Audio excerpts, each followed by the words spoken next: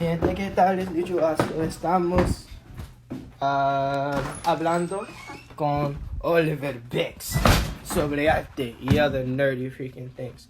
Let's see. Can I hit the button? Let's hit the button. Here we are. Boom. He has been invited to the live, and here he shall be. And we will ask him things. So, if y'all got questions, let me know. And actually, none of y'all are here to hear the words I'm saying right now. So, I'll say that when people come. Brother, what's up? Hit the button and we in here, bro. And that should be the beginning of that. Rouge, what's up? We actually interviewing him now. Life is great. I'm happy. When is the thing going to begin? If you can't hit the button, send a comment, and I will use that comment to put you in the live by force. And then that will be the beginning of that. We will delve deep into your history, your influences, your fears, your inspirations, the things that grip you as an artist. And see what the results of such a conversation could possibly be. There we are. Where's the button? Go live with Oliver. While we are waiting. What am I interviewing? I'm interviewing Oliver Banks Art. He's an artist. His name is Oliver. What's up? What's going on? Welcome. And so now we begin.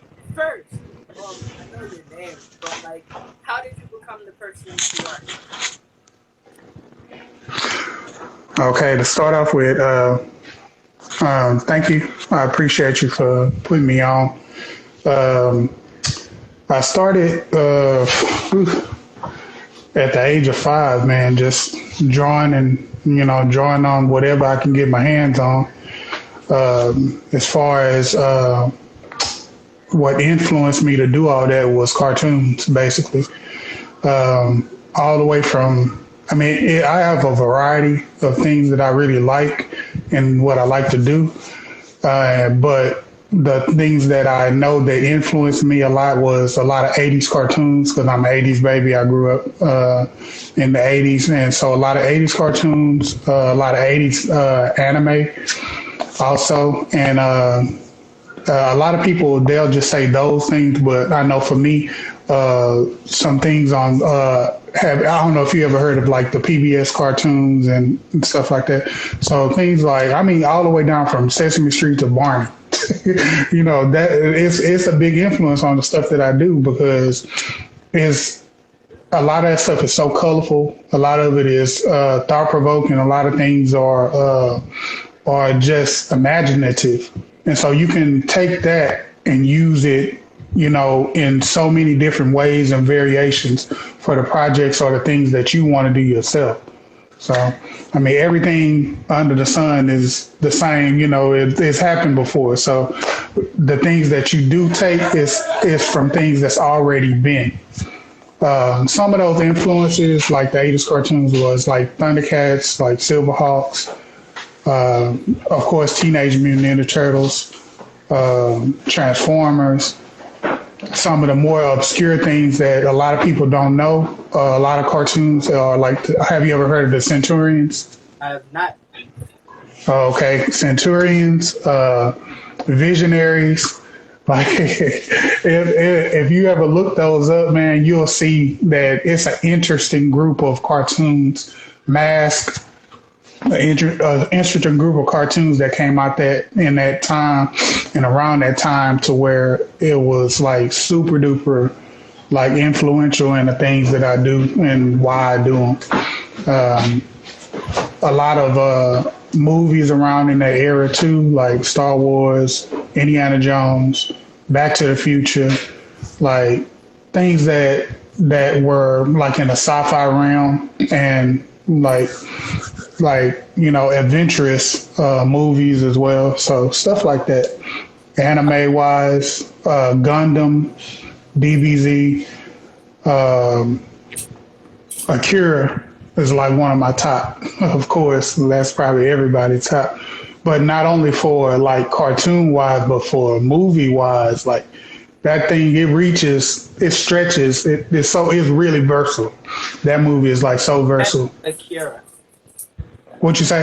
When did you catch Akira? Like what year, around what time? Oof. It was like around the 90s. Yeah, it was like around the 90s. I had no idea. Okay, so for me, growing up, anime it's probably different for you because I don't know when were you born? I'm 19. Oh, okay, so yeah, you were super duper, you super duper young, man. So I was born in '82, so but that was to me that was like the best era. But for things coming out, but uh, when I was coming up, we didn't have like Toonami and a lot of those things to where they brought anime over. So I would have to catch the obscure channels. Like they used to have like the Hispanic channel, and they would play Dragon Ball Z. I didn't understand what they were saying because it was in Spanish, but it was like, man, this thing is pretty good.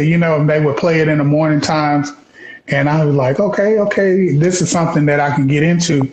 And so that's when I first learned. When I saw that, that's when I first learned that there's a whole nother genre of animation that comes from overseas. And then I started getting these books. Have you ever heard of Appleseed? No. Okay, it's a kind of like a mech dystopian future comic, kind of close to Akira, but it's a mix between Ghost in the Shell and Akira. I would describe it like that. And so I would get those comic books, and I'm like, man, it opened me up to a whole nother world, pretty much, when it came to the medium that I'm in. And then I got into it was cartoons first, and then I got into comic books.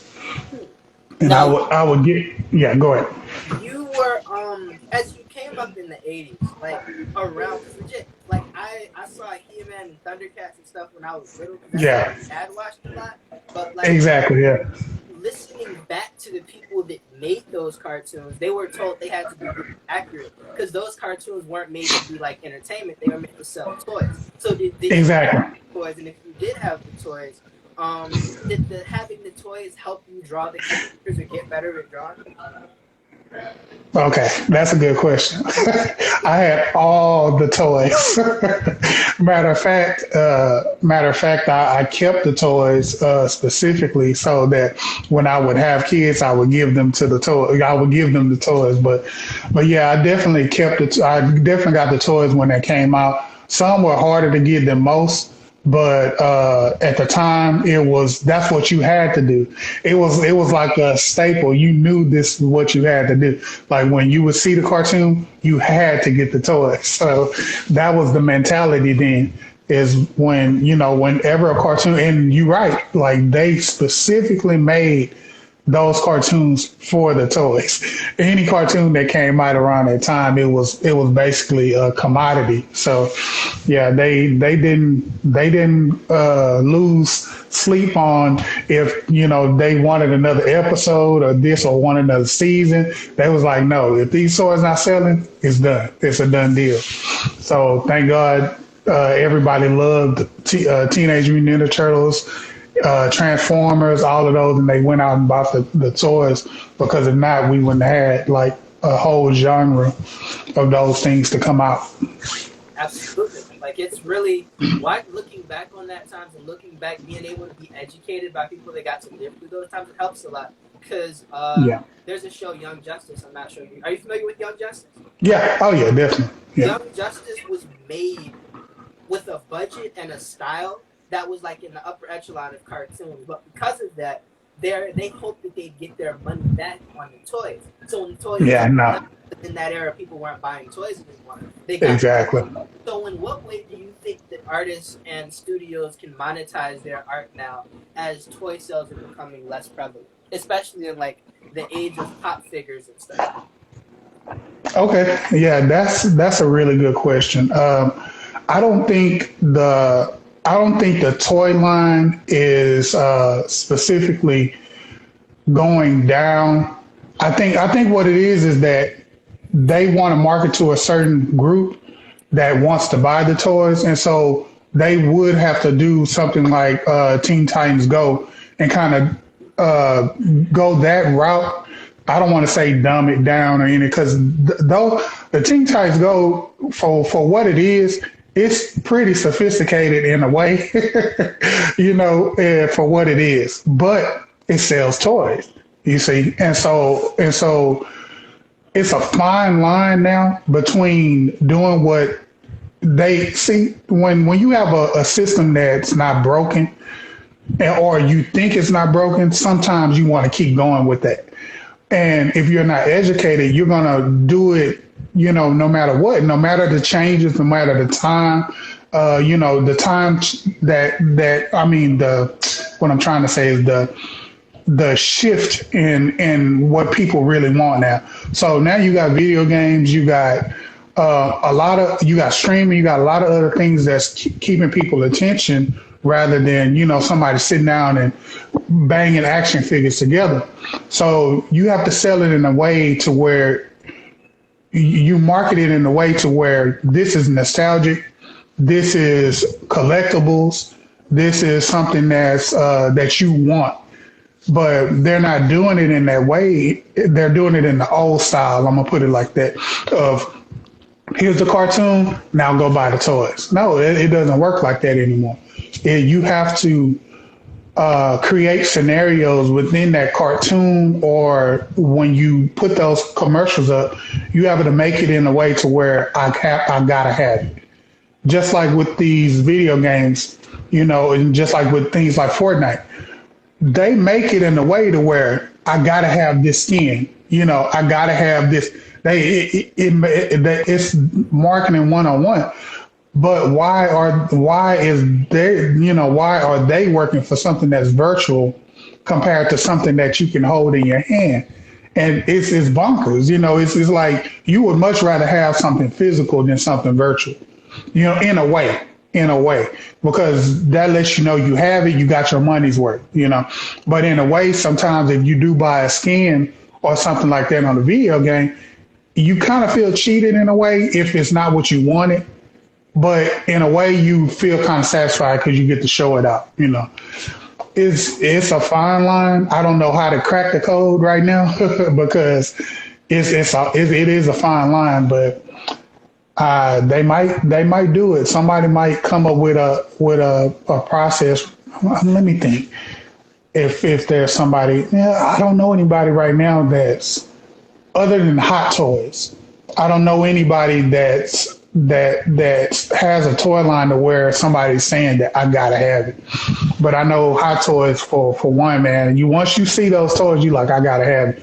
Even though the price is like out of this world, but if you want it, you're gonna buy it. So yeah, Todd McFarlane broke it down a long time ago. He was yeah. We're not making toys, we're making He's the top guy. Exactly. Yeah. I went to my friend's house and they had these Rick and Morty figures, but the Rick and Morty figures, they had the Todd McFarlane logos. I was like, what? McFarlane is still making stuff? And then I looked at they're doing all of these different lines and realizing that they're not toys in the sense that you play with them, but they're decorations, and so people are using them as decorations now. Yeah, the first person to ever, Todd McFarlane took it to another level, but the first person to ever do that and do it well and do it better than anybody has done it is his name is escaping me right now. Dog, what happened? Man, the creator of Star Wars. George Lucas. George Lucas, yeah. I don't know why I flubbed on that, but anyway, George Lucas, when he first made the deal with Star Wars, he talked to the studio and he was like, okay, I'll make this movie for $100,000 or whatever, but I want to be able to make the toys. I want to be able to make the merchandise and all that. And the studio at the time, they had so much trust in him because the first Star Wars was blew everything out of the water. It was the first, I think, $1 billion, franchise or whatever. And so they trusted him. The guy, he was such friends with George Lucas, he trusted him to be like, okay. And the studio actually fired that guy after the second movie because George Lucas was making all this money on the merchandise Like they literally had to give IOUs out. They didn't give the toys. They weren't even ready for the kaboom. They didn't have the toys ready, so they had to send this little postcard thing out with the toy designs on them, and say, well, yours will be redeemed at this time and this place and stuff like that.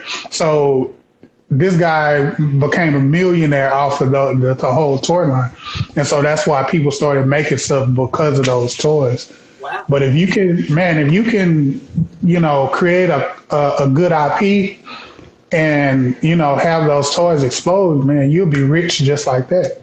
Especially if you own the IP.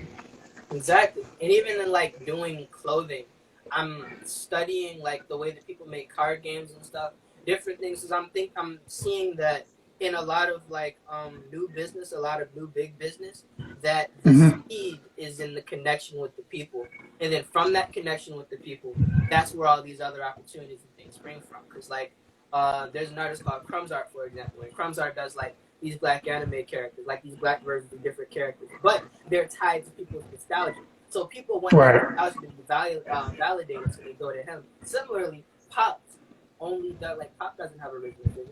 Pop only does pops of the nostalgic characters. The IP, right? Exactly. And so figuring out a way to touch people's nostalgia that already exists with your original content, I think that's where the gold mine is, because then you don't have to give money to the person that owns that IP. You can go directly to the consumer.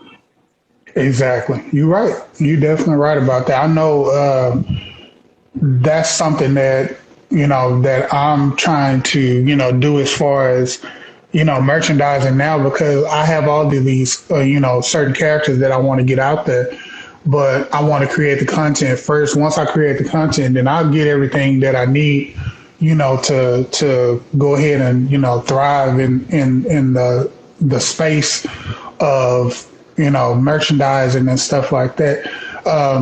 You had said something about card games. Were you thinking about trying to make a card game? Is that what you were thinking?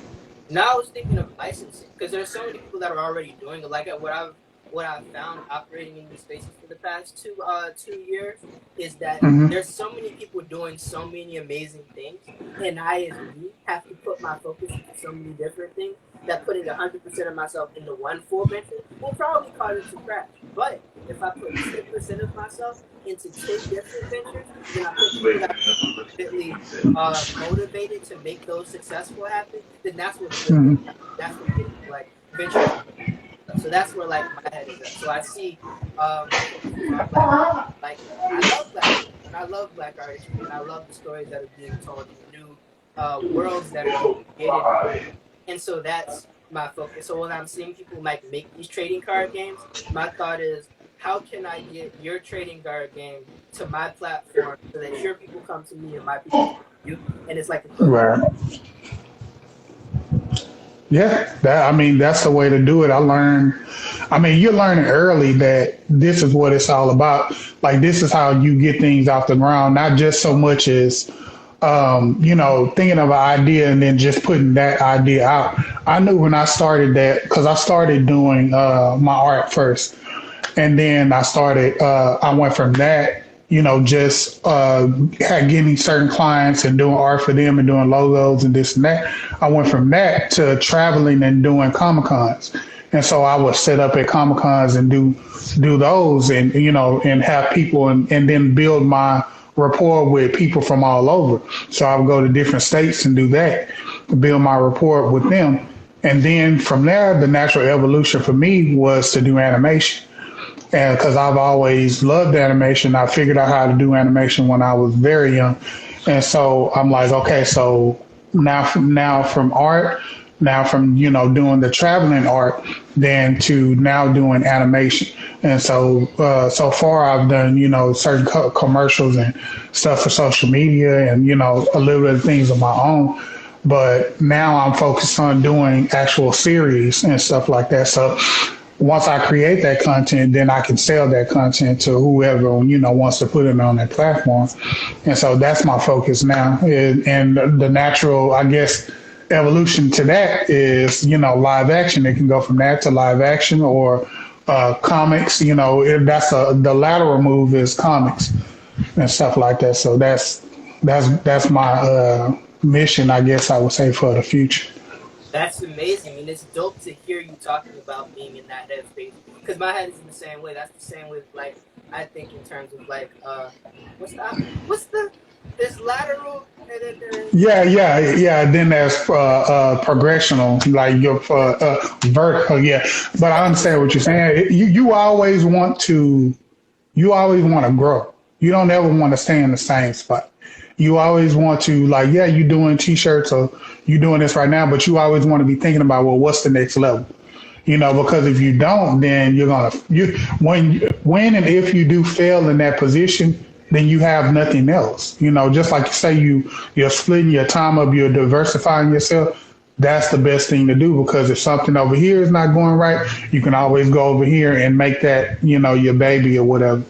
But yeah, you're in the right headspace, man, because we don't never want to get to the point to where we're just stagnant, to where we're not doing all that we can, to make our business or our dreams or whatever we have go further,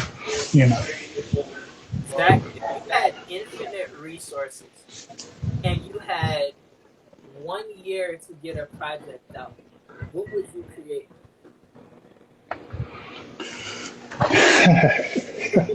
And it could be, is that because that's a broad question? So would it be like just what I'm currently doing right now, or just anything? Anything. Anything. Okay. You can make a hologram live show.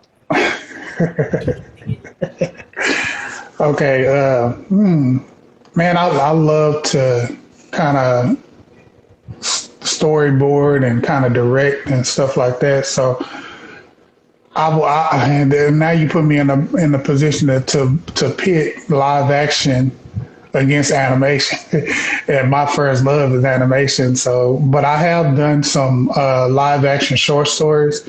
I have done 3 of those. So I have directed them, and I written them. I put some action. I did the action choreography and all of that, because I do kickboxing and jujitsu and stuff. So yeah, I put action into it and everything.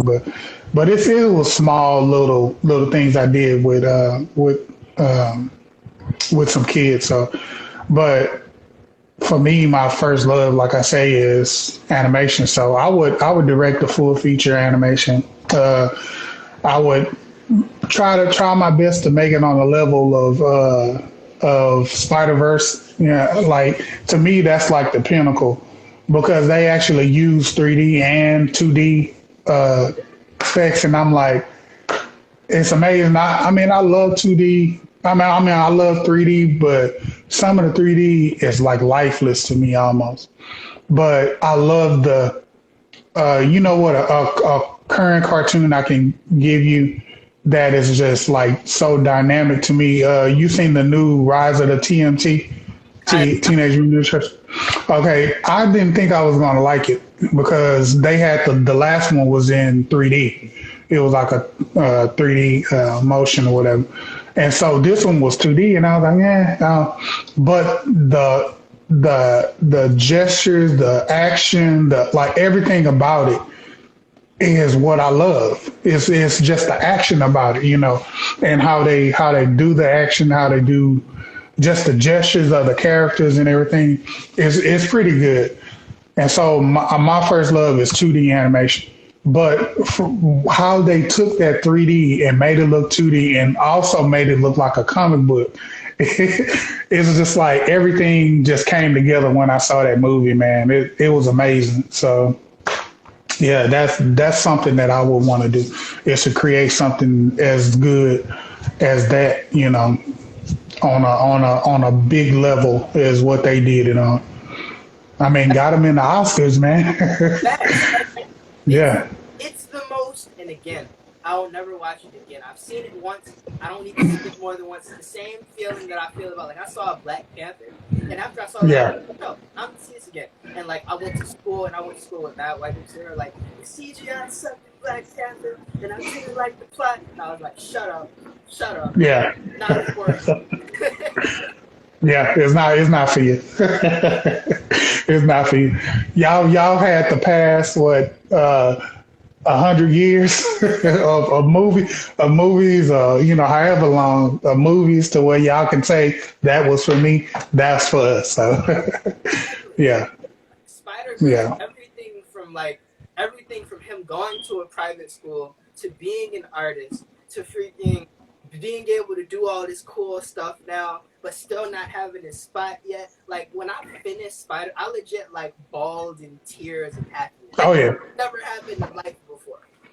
Yeah, yeah. That is it hit you. It hit you where it needed to hit you in all the right places because I mean, even I was seeing, some of the reviews and some of the things that were said before the movie came out, because people were saying like, it's not going to be. Why are they doing this? Because there's no need to do it because we have the new Spider-Man now and all that. And then after it was kind of the same thing. They was like, well, it's they should have put Tom Holland in it, and this is no. This is literally the best Spider-Man to me. The best Spider-Man before this was Spider-Man 2. Exactly. And I'll give you the reason why, because everybody say it, but they don't give the reason why.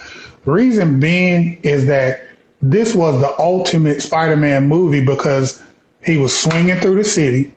That's number one for me. Swinging through the city, he has to be swinging through New York.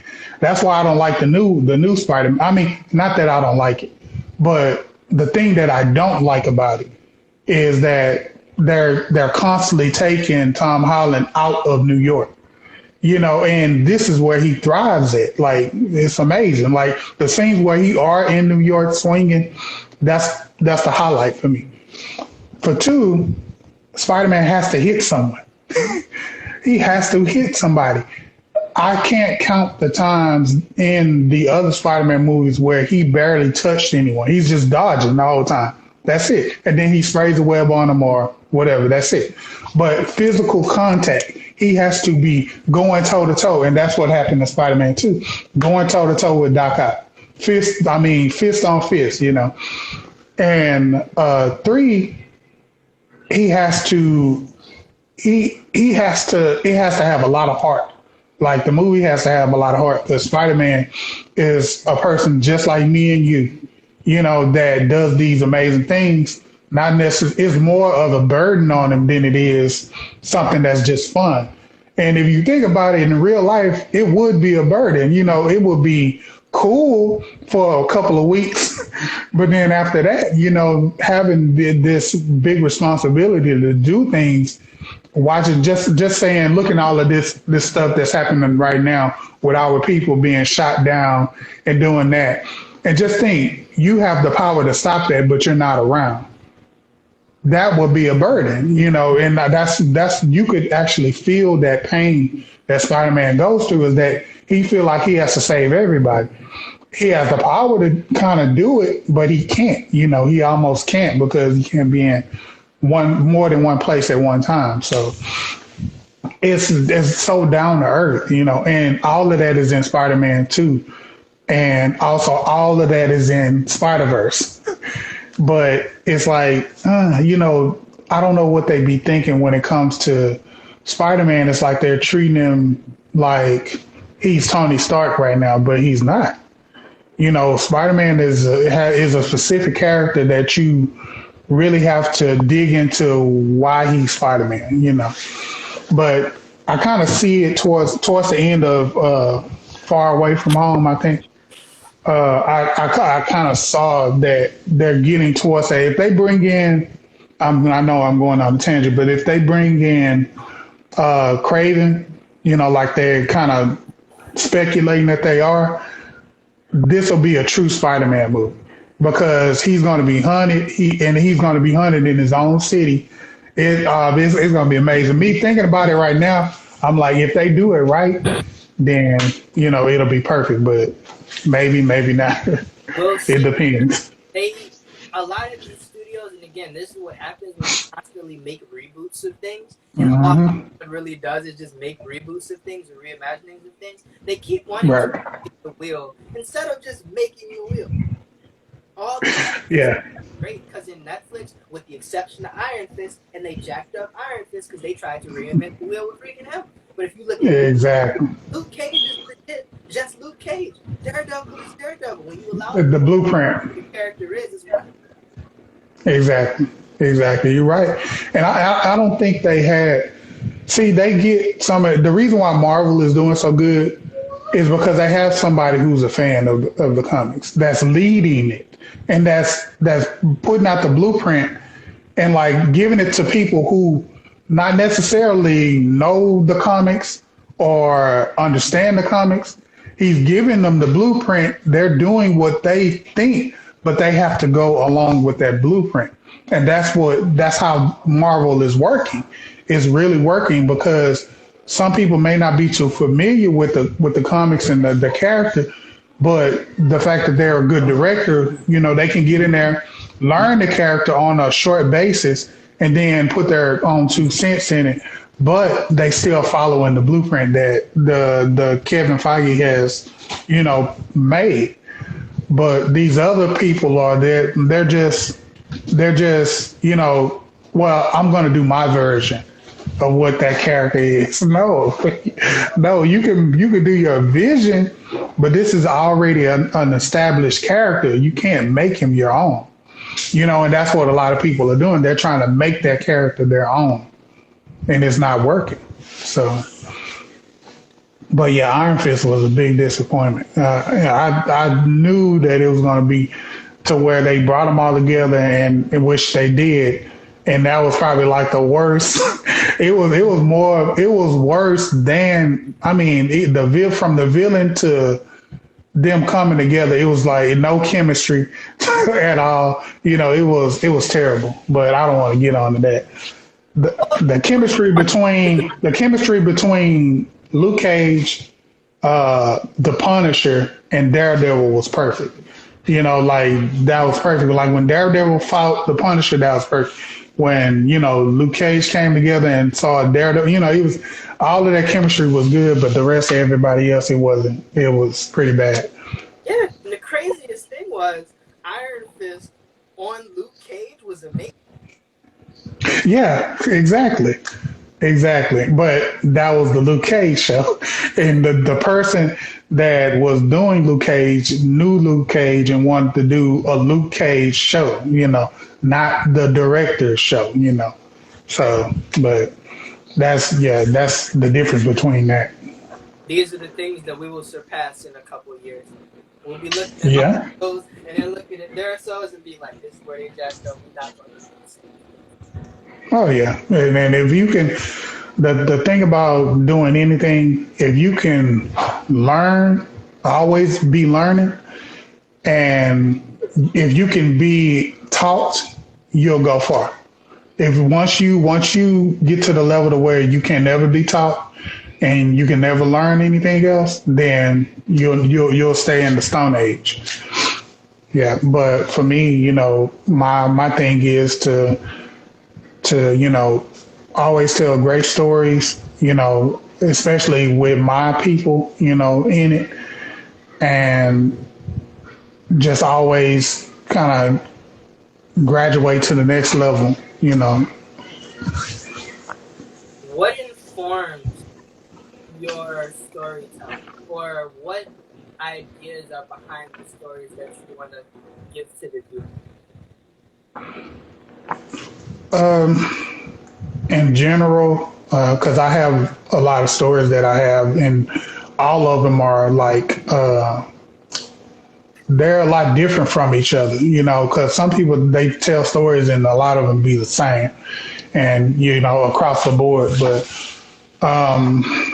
a lot of my stories come from like my influences, but I have a kind of like a blueprint myself. I always, when you have a character, I always start the character one way, and then by the end of the story, he's a totally different person. So never have that character be the same. Once he always going to have something that impacts him and affects his life in a way to where he's a totally different person. To me, that's a key for longevity of a character. There's some characters that have been around, like Batman and Superman and all of that, and to be honest, they never change. That's a good thing for them because they're always recognizable. But a bad thing is that they're not relatable. They're not relatable. Like you can put them in a movie, but you can't say, "Yeah, I can be that character." You can't really say that. It's hard to relate to those type of characters. But if you can get a character that to where he was a jerk at the beginning, and then something dramatic happens to where it turns him into a caring person, you can relate to that. You can totally relate to a character like that. So I always want my character, my main character, or either the sub characters, to go through something to where they one way change towards the end of the movie or the end of the show or even the end of the episode or whatever they go through. I want them to be thinking differently towards the end of that. I always want to put my people in my stories. I always want a reflection of me, because if you think about it, all the things that I talked to you about, all the things that I loved, growing up, they didn't reflect me, and I couldn't see myself in those characters, but I still loved them, no matter what. But I don't want my kids to come up and not be able to identify with certain characters. So majority, all of my leads, to be honest, are black, or they're black young guys or they're black young girls, And so, I put, my people, that's something that I always want to strive for. And I also want to break barriers in a way. I always want to, when I'm doing something, I'm telling a story, I don't want it to be the same mundane story. I want it to be something that we haven't seen. I'm almost glad that, we haven't been in a lot of things to where we're not overused in certain things. So like in medieval times or like in, space operas or whatever like that, we're not used in those things. So I want to break barriers in those genres to where we're used a lot more than, what's been in the past. So that's another thing to where if we can be in those type of genres more, that's something that I want to strive for when I'm doing something too. When the last time, other than like Star Wars, but sprinkled here and there and not with a main, I had hope for this new Star Wars. I had hope, man, but they did John Boyega so wrong, man. So wrong. Because for one, I know that he was going to be a Jedi. I know for a fact that he was going to be a Jedi. But the fact that they had no plan, they did not plan out the the whole trilogy, to where they just did the first one. They didn't think it was going to be that good, but it just blew up. Then all of a sudden they changed the script and made it all about, it was going to be about Rey and him, but they changed it, So yeah, that was something that really, really bothered me, man. Like I made these when I first saw the first trailer. This is what I did. That's so dope. I put myself in his shoes because it made such an impact.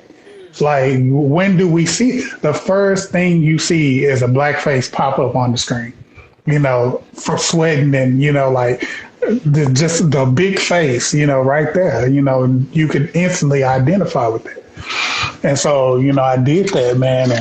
And that was something that, stuck with me.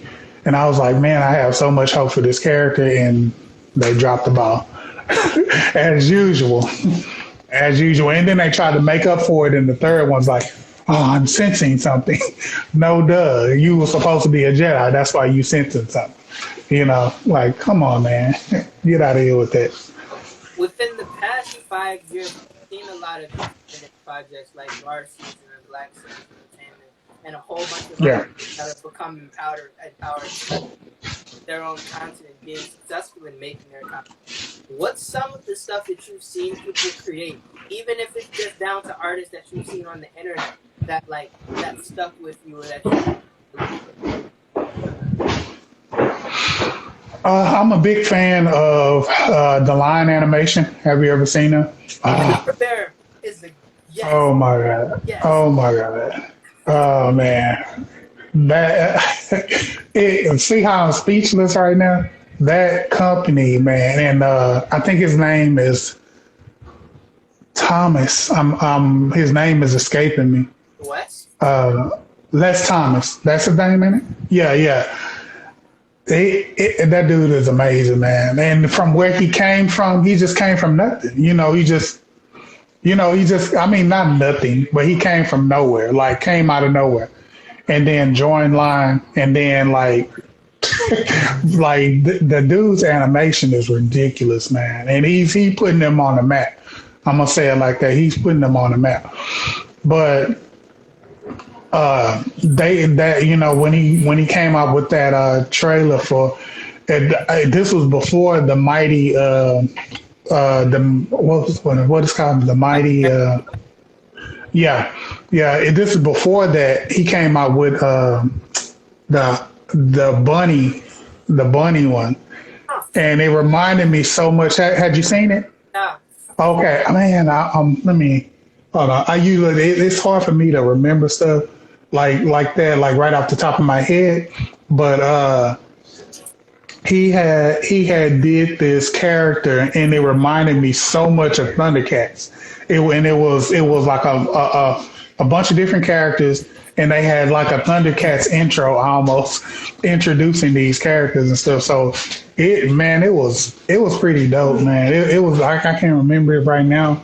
I'm trying to look and see if I can find it, but if you get a chance, I think they have a Vimeo site, and if you look up the Vimeo site, they got all of the animations, and it's like a rabbit. He's crossed in between, like looks like Ronin Warriors and Thundercats. It's crazy, man. And so he did that trailer, and I was hooked on his stuff ever since. Like, and so yeah, man, that company really like inspires me every time they put something out. Yeah. Yeah, they're amazing. The work they do. Yeah, they're mind blowing. Yeah, it makes you speechless, man. I'm like, I could only hope to get to that level, man. Hey, it's coming, bro. With practice, and again, that's why like I've accepted the fact that I'm not going to be a great animator, but I've been gifted with resources where I can invest in great animators. And so yeah, definitely. Exactly. So that's what like the goal is now, because we have like these projects that we want to create, and we have this audience that we've been able to build. So now the goal is to just keep that momentum. Like, well, I mean the thing is with animation is there's such a loophole with it. You don't have to be the greatest artist. Like you don't. And I mean, in California, it's proven because it's people that only because they got a degree in their hand, they've been put on projects and can't draw worth of nothing. They have a little bit of skill, but it's basic, very, very basic art skills. And so you don't have to be this amazing, artist. It's just you just have to be able to repeat these animation cells. That's it. Just you have to, even if you can trace, go ahead, trace this and trace the next one, trace the other one, and go on about your business. So it's not that. To me, I think it's the storytelling. Once if you can get the storytelling down, if you can be able to tell the story in a great way, then you'll be good. But other than that, it's something that you can break into. It's something that you can break into, I believe. And there's nothing but room and opportunity because, to be honest, we're not in those round tables, of animation studios. We're not. It's to me, you see white, Asian, and if we're lucky, one black girl. That's it, and there's not a lot of black men animators that I can count on, one hand. And so for me, it's about breaking those type of barriers as well. Whether we get, whether we get into those rooms or whether we create those rooms ourselves. And there's room for both. It's room for both. Yeah, it'll be dope to see how much because I went to school for animation for like a semester, and what I saw was a lot of people. It was weird too, because I got there and I saw the art, and I was like, "Y'all want to have art?" Exactly. Because I had to put freaking 5 years of my life into getting good at drawing, like thinking about all these color schemes and values and theory and stuff, and I don't understand how the heck that happened at all. Yeah. It's just like anything else, man. People slip in. They don't necessarily are qualified for the job, but they got the, complexion for the connection. And it's sad, man. I grew up seeing those type of things, and it kind of made me bitter towards, wanting to do what I do.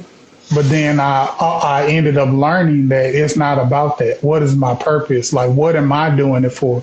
Am I doing it, am I doing it to be looked at as, as being praised by everybody? Or am I doing it because it's something that I love to do? And once you love to do it, then you stop looking at the numbers. You stop looking at, who's watching. You stop looking at all of those things. You just start want to produce. And once you produce that baby, it's there. It's like it's out there. And it's like, man, I did this. I completed it. I actually did something. So, yeah, that's what I look forward to now is actually starting project, completing that project, and then having it to show. And whether somebody likes it or not, that's not my concern. My concern is that I got my creativity out of here, and now it's in the physical where somebody can see it. Which of your projects or pieces you're most proud of? I'm proud of, I created a character named Imagine Max. And this stems from me as a kid watching things like cartoons like, you probably don't know these cartoons because you're just super duper young, but cartoons called Fantastic Max, Mighty Max. This is where I got the name from. Believe it or not, there was a cartoon called Muppet Babies. I know, with the nanny. Yeah, right. And like every day they would want to go somewhere, but they're stuck in this room. And so they had to imagine these places that they wanted to go. And so, just thinking about things like that, you always draw your inspiration from different things. It doesn't have to be exactly what you're creating. But what I created was this kid. He's called, he comes from a line of heroes, and it started with his grandfather. And his grandfather, they call them Imagineers. And so it's basically to best describe the power of these characters is kind of like Green Lantern powers. And they build constructs, and these constructs can be, but the difference between the Green Lanterns and this character is that these constructs can eventually be actual material. You can make it, from atoms to something physical that you can touch. And so they can become real. So these things that you think about can become real. So with this type of power, you can imagine that you have to have somebody skilled to use this because you can create, something that'll destroy the world or the universe. And so it starts with his grandfather and it goes down to his father. But what happens in this time, his father goes missing, and how you find out his father goes missing because things turn into chaos because they're like guardians, like they keep things in balance, and so they keep bad people at bay. They keep people that want to change, rule the universe, and all this stuff at bay. And so he goes missing, things turn into chaos. And so Max has to go into this job of being an Imagineer with no training and without any, well, he has guidance from his grandfather because his grandfather's still alive, but he's retired from doing it. So you have to actually pass it on. And so the power passes on. And so they notice that the power is still being used. But his father is missing, so he has to go on the journey of finding his father and finding out why is the power still being used of imagineering all of these things, and that's his mission that he goes on. And I created the 0 Hour comic book to start kind of start off the series. And so far, everything else is just still digital, as far as the story. But that I created that, and it's actually something physical. Let me see if I can get one of them. It's actually a physical comic book that you can hold in your hand. Let me. It's up here on this.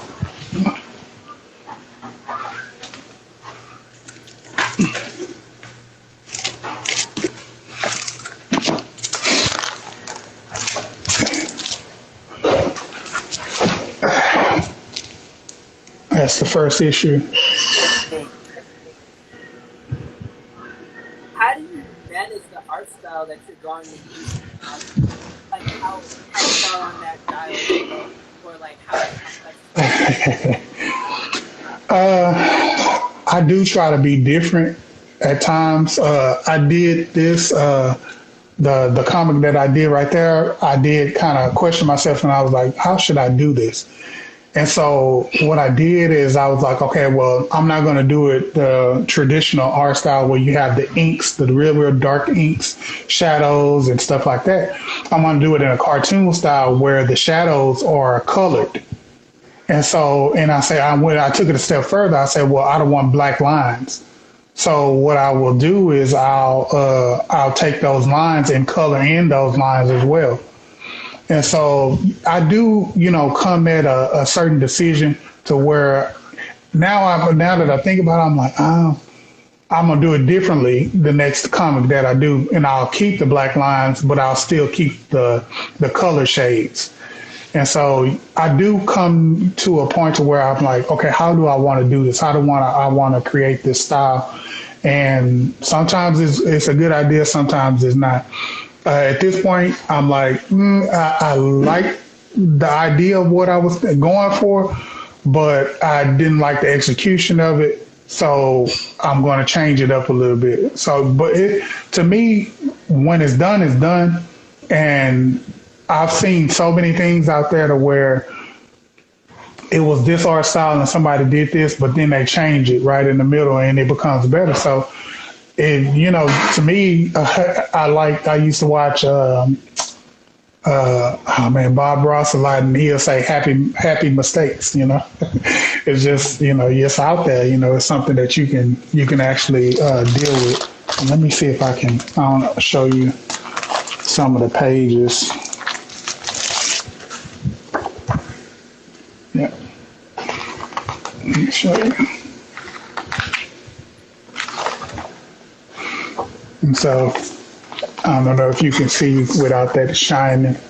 Yeah, but I love the separation of colors the most. Yeah, that's what when you see any project that I kind of had a little Star Wars vision right there. But when you see anything from me, it's going to be very, very colorful. Like that's why I came to the decision of doing it with more like a cartoon than a comic book, because those black shadows kind of drain the mood for me. I want it to pop, I want things to pop. So I think about stuff like that to where I want, when I do something, I want those colors to pop to where if you can see it from afar, you're like, man, that's pretty colorful. That's something that I want to actually see and look at. But this, I put a lot of my my '80s material that's in my mind. I put a lot of that into designing of the characters and the mood and a lot of the characters and stuff like that. Let me show you. So that's Max right there. That's his father. You can't see him because he's missing, right? So you can't really get to know him yet. That's his grandfather, his mom, and let me show you some of these influences from like '80s cartoons. So this guy was influenced from He-Man, as you can see. This character was influenced from like Star Wars, kind of like a Han Solo type, but she's a girl and has right there instead of a huge Wookiee, it's kind of like a little small bear character that wants to get away from the illusion of little cute bears is they're just cute. He wants to be a bounty hunter. So this is somebody from like kind of the same race as that bear, but it that's a kind of like a rainbow bright kind of character and this is my little Thundercats type character that I've kind of put out there, but he's a dog, kind of like a dog bounty hunter. And let me. Asian background help you get clearer character design and color use. Yeah. Because what I used to do when I was younger, because I went for animation as well, but it wasn't like challenging enough for me. The school that I was going to, I stopped like in the middle. It was just like it wasn't for me. It wasn't for me. It's a lot of people that they can sit through that and go through that, but I couldn't. So but just me when I was younger, I used to take comic books and draw on the cover, like literally draw on the cover and trace the anatomy and stuff like that. And I used to take I'm a kid that grew up in the '80s, so I didn't have the stuff that y'all have. It was very basic back then, bro. I mean, very basic. And so what I would do is take the remote and go frame by frame with the cartoons just to see how the cartoon moved. And if I wanted to do animation, I would take a piece of paper, put it up against trace, because the TV is nothing but a big light box. You know what a light box is, right? So a light box, you have the light shining through so you can see through the paper. So you put it on a TV, it's the same thing. And so I would trace those characters and then flip book those characters to see how anime. So I'm pretty much self-taught to a certain extent, but I used to also have like different little mentors that I ran into every now and then that'll kind of show me, character design and what's the most important when it comes to character design. And basically, just like if you had ever seen the dad before, just by showing you this silhouette, you would know it's him. Like if you actually seen him, you would be like, oh yeah, that's the dad character. That's what you got to do with characters. You have to make it to where if you see them 40 feet away, you're like, yeah, that's SpongeBob. Or yeah, that's how you create your characters. You want to, kind of set them apart from regular designs.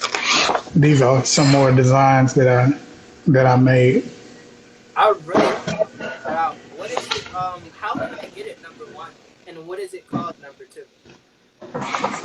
It's called the Magimax. And I had a store up a couple of weeks ago, but I'm changing my website.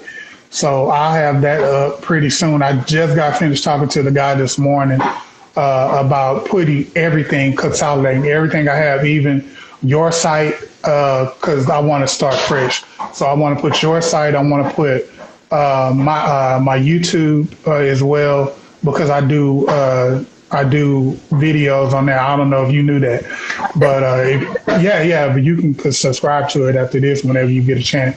But I do tutorials on there as far as with art. I wanna put everything on my animations, everything. So I'll be doing that this week, and then I'll send you the link to everything once I'm done with it. And then this will be definitely